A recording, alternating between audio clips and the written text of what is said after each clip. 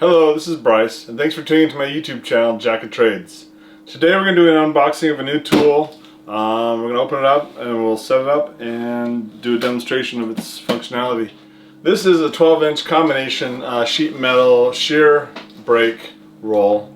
So it'll shear sheet metal up to 12 inches wide. It'll bend it up to just over 90 degrees.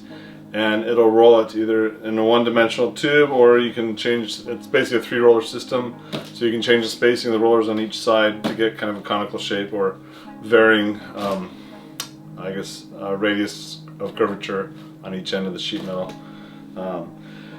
This is supposed to be able to work up to 20 gauge. They don't say what kind of metal. Today I will try out. I have some aluminum, some stainless, and some galvanized steel. So we'll try out 3 different types of metals just to see how well it works. I used to have a 30-inch version of this machine. I wasn't using it very much. I was running out of shop space, so I got rid of it. But it is nice to have something to work with sheet metal, even thin stuff. And a 12-inch doesn't take up too much room. You can kind of move it around. It weighs about 100 pounds, whereas a 30-inch one weighed close to 300 pounds, so it was hard to move. So I thought this would be a nice little addition to the shop. So without further ado, let's open it up. So I picked this up on Amazon. Usually I would get something like this from Grizzly Tools. I actually have lots of Grizzly Tools, and I like Grizzly Tools, but the shipping has gotten kind of cost prohibitive. So I think shipping from Grizzly was like $180 for something like this. So I went with Amazon, which had free shipping. I spent a little more on the tool itself. And these are there's a bunch of different brands that are very similar in functionality. Based on the fact that they're kind of in the same price point, I would guess that they're all probably made from very similar castings, if not the same castings.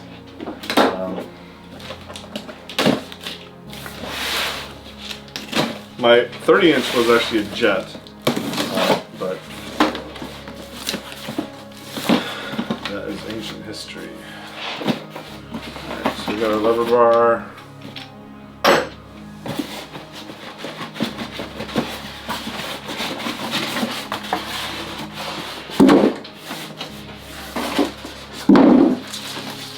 Bench. And we got the tool just kind of laying in there. So there it is. All its glory. And drag it out.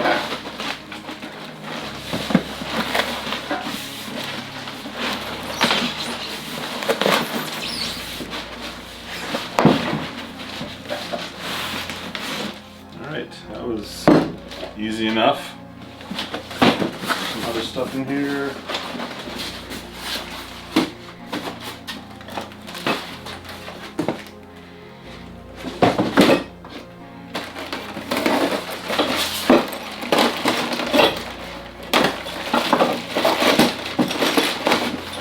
Like the stops for your material if you want to do repeat work. So you put the stop on the back side of it.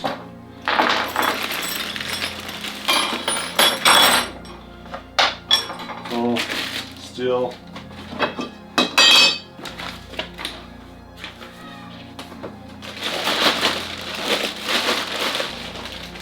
So this stuff is nice, right?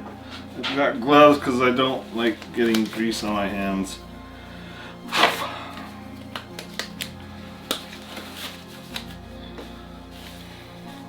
I reuse my gloves, so dirty side is on the inside, and then when I reuse them, I just flip them back out.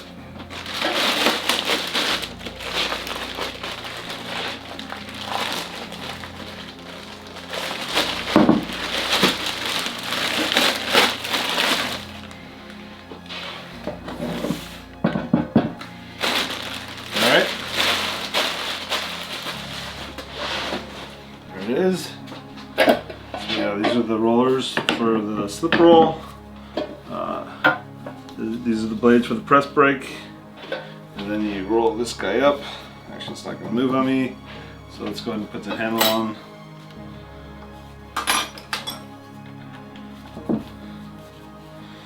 I guess I should read the instructions. There's probably some setup to get the shear blades correct.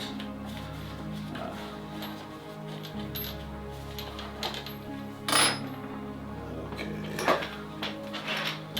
This is covered in grease, so I'll have to go back later and clean off all the grease, the shipping grease, which they do so that it doesn't rust.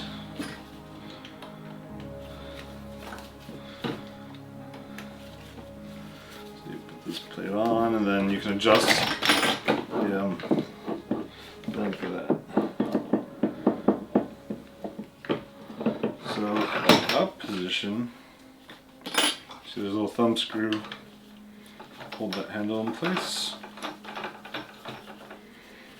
And that guy needs to get tightened.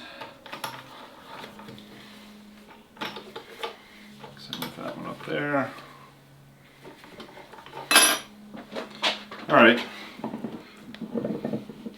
so you've got a little pressure plate here that holds the material down, and you go to shear it. Then you got your shear blades, shear the material. You have some blocks here for squaring it up. And these bars go on the back side here. Spin it all the way. So these guys turn in here.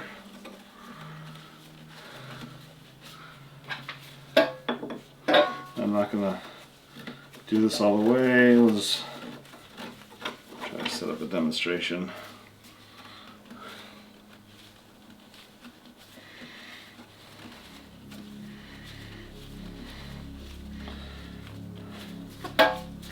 Okay.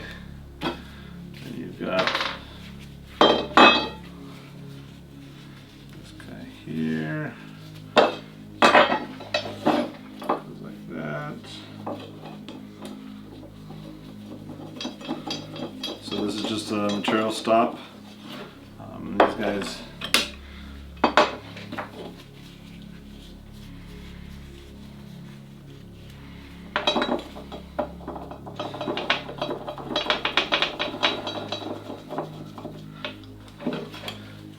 that. Then let's see. Actually, these probably go in here. No, those are too big. I gotta figure out where those go. Oh, I see where they go. This goes there. This goes here.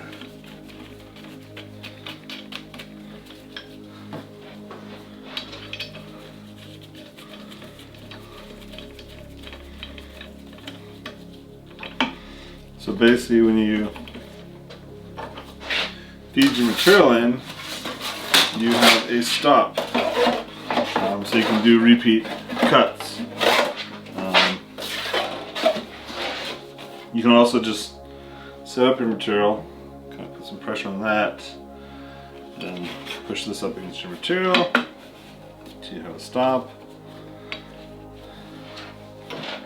And then you can push your material up against that stop and do your cut.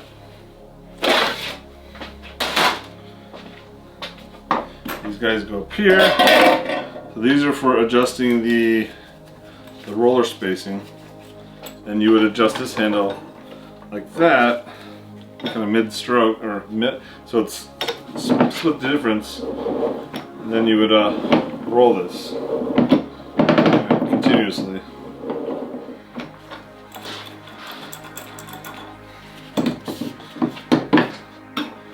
So, we'll check out the functionality of all three operations on this real quick. Alright, I do want to get some of this grease off, so I'm just gonna... I like to use WD-40 as a degreaser. I wouldn't use anything water-based like Simple Green, just because it's water-based and it'll cause this to rust. The WD-40 will cut through the grease and help protect it from rust as well.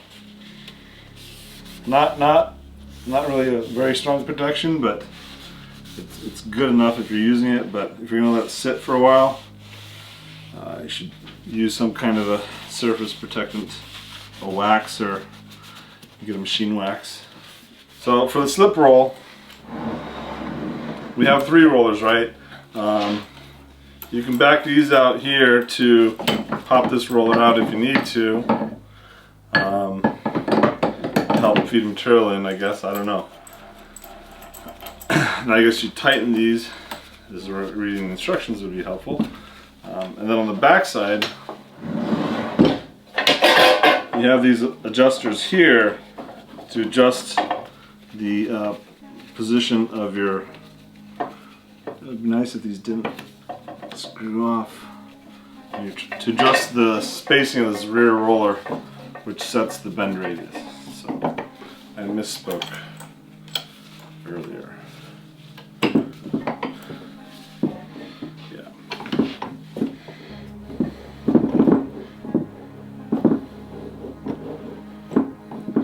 Dead zone here.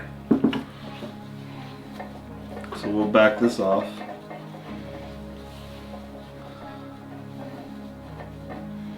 You can kind of eyeball to see if those are parallel, so that you get a nice even roll or bend, I guess. So I got a lot of grease in here. Alright, so let's cut some metal. What I wanted to test was the shearing capability of this.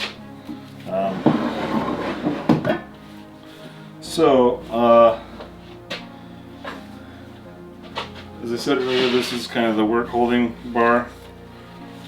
It's spring loaded, and it just keeps the work in place. I never use these because they kind of get in the way. You can't see where you're cutting.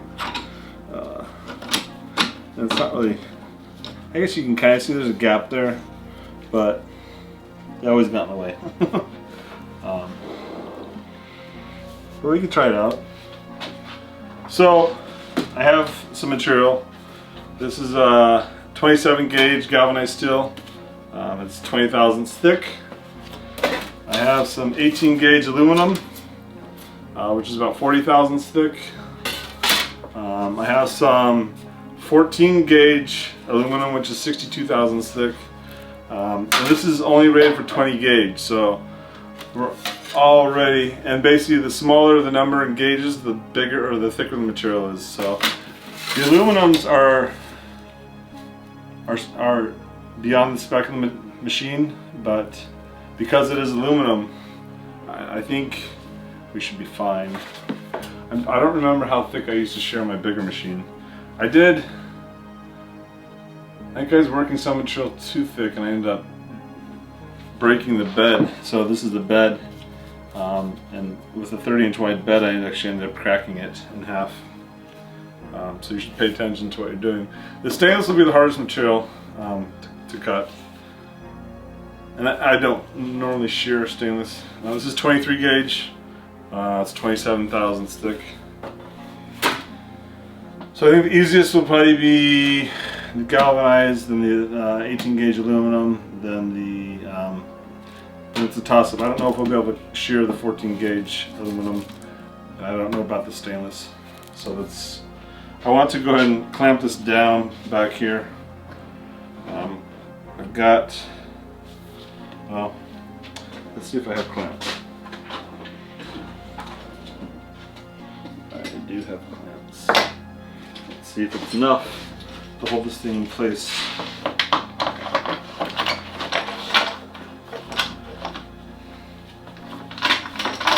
I have this little rail installed on my bench so I can hold things down, but it's meant more for woodworking than for metalworking. So, but given the size of this lever arm, we're not going to be able to get too much leverage.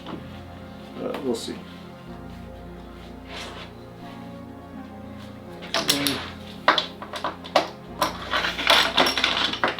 How much this comes through in the video because it's behind equipment. Just go around rubbing it, wiping down the grease as I see it. Alright.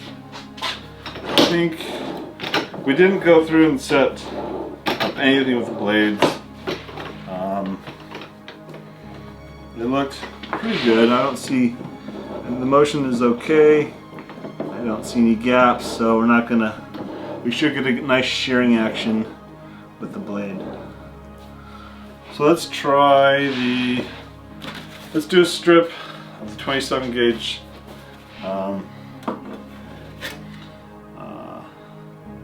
galvanized steel. The other thing is this is exactly 12 inches wide. So if your material, let's see, the opening is built into the casting here, and actually it is, oh, hold on, I almost spoke too soon. Let's see if there's a good way to measure this. Right in there. I can come through the bottom. Okay. So, yes, it's exactly 12 inches. If you're, it's a little over, maybe 10 thou over, 12 inches and 10 thousandths. So if you're if your material's, 32nd of an inch over, you're not going to be able to fit it into the throat. Alright, so 27 gauge galvanized steel. Get it kind of set up. And then this is kind of backwards because I'm trying to do it for the camera. So that was not that hard.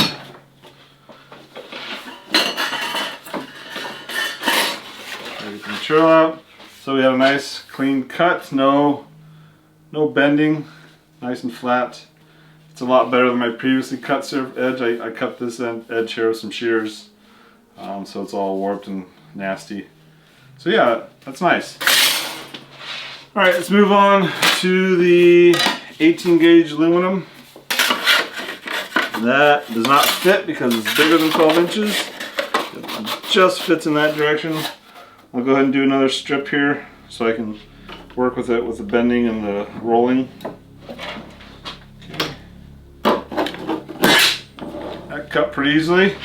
So 18 gauge aluminum, we're already past 20 gauge. Again, we got a nice shear line, no bending. Yeah, so it does what I expect it to do. I don't know, let's see here. I guess we'll try the 15 gauge, or sorry, 14 gauge. I'll go and just cut a short piece because I know it is. I'll do it in the middle of the bed. It'll probably be better just to do it on the edge where it's just, the bed is stiffer towards the sides. So I'm going to put it there. Alright, so we cut the 14 gauge without a problem. Nice. And it's not meant for 14 gauge. The stainless, let's see, 23 gauge. I wouldn't cut too much stainless. I read one of the reviews where some guy was cutting stainless and he felt like he had dulled up the blades after a couple of cuts.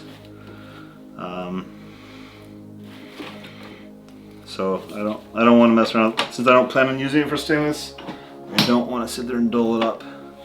But I guess you could probably go back and regrind that blade. It's just a shear blade, so it just needs to be square and sharp. You could regrind it or stone it. Alright, it did that one alright. Nice shear. Doesn't feel like, maybe it has a little bit of a burr. Alright, so it did all three of those materials, I would say, with ease.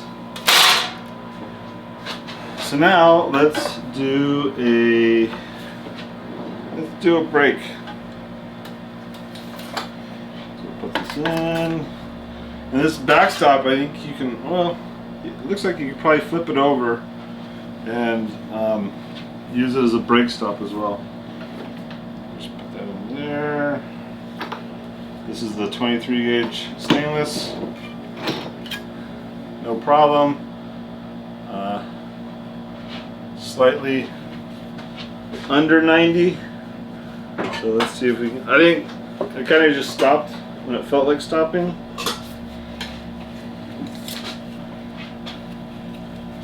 Yeah, we're not at 90. So let's see if we can just do that one again. Go back in there, same spot, and go.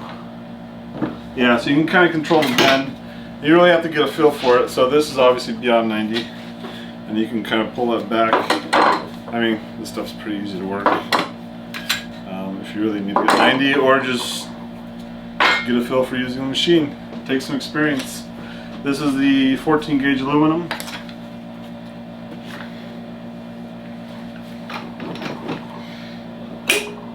Alright, so this must be 6061 because you can't really bend 6061 without breaking it. It work hardens and fractures. That's exactly what happened here. I think there's 2000 series aluminum that you can bend. 5052 is a popular aluminum to bend. But 6061 is not one you want to bend. Alright, actually I'm going to save that guy because I want to roll it. And let's just do a quick break on the 18 gauge aluminum. I think this might be 5052.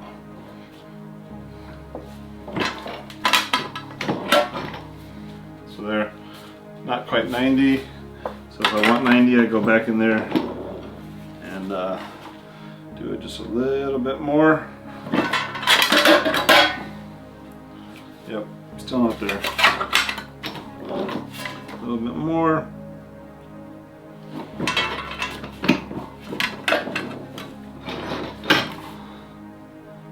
We're there in one section, but not the other.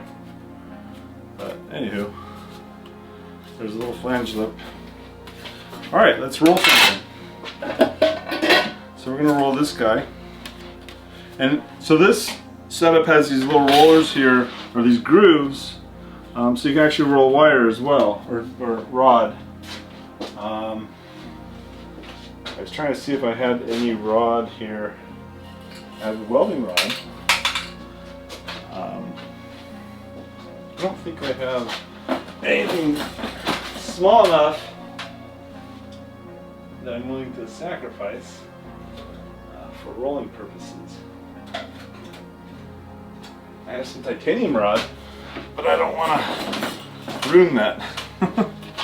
Or I don't want to test with it. So with these guys, okay, that's right. It's coming back to me. It's been a while since I've used one of these. So you kind of stick your material in here.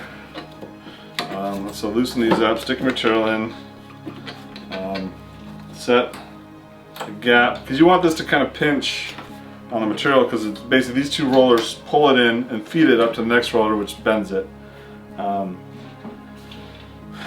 you want to, and it's a gradual, you kind of got to get a feel for it.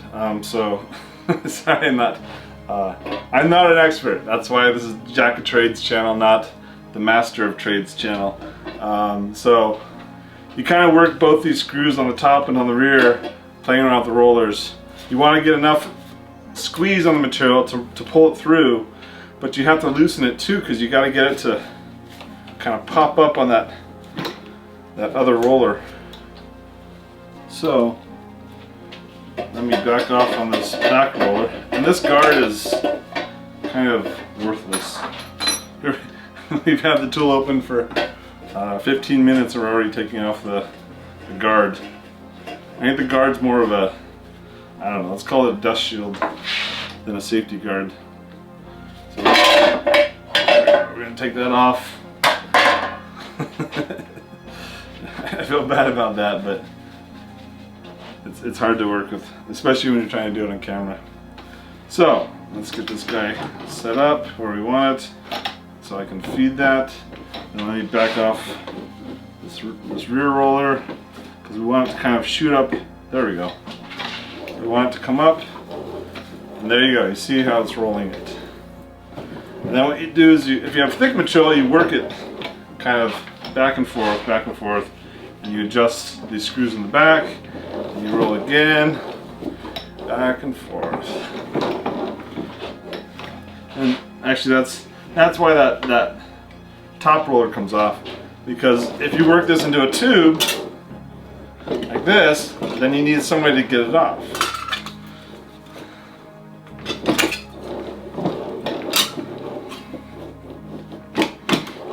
So you can imagine, okay, let's say this was thick material, how do I get it off, right? Or maybe you go a little tighter. Let's see if we can get these parallel so we get a nice even roll.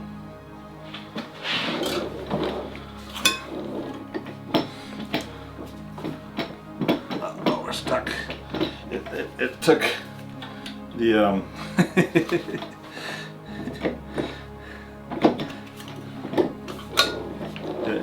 it sucked up the other end at the same time. So now, yeah, just I'll make sure it doesn't take both. Anyways, so let's say this is stuck on there, right? So now what? Okay, well, you can back these off. Then you can pop this guy out and slide that off. You got a tube. So yeah, it's a simple machine. It does a lot. It doesn't do heavy duty stuff, but for some just simple stuff around the shop, it's a great tool to have. And I like that it's small. You know, when I had the 30-inch, I almost never used the full width of it. Most of my stuff is less than 12 inches, so I think this will meet the needs of what I want to do. And it's not, you know, it's not too cumbersome to move. You know, it's 100 pounds, but I can lift it, I can move it around, I can store it. I can store it down below under the bench. So yeah, it'll be a nice addition to my shop. I guess that's it for this demonstration. Thanks for watching. Have a good one.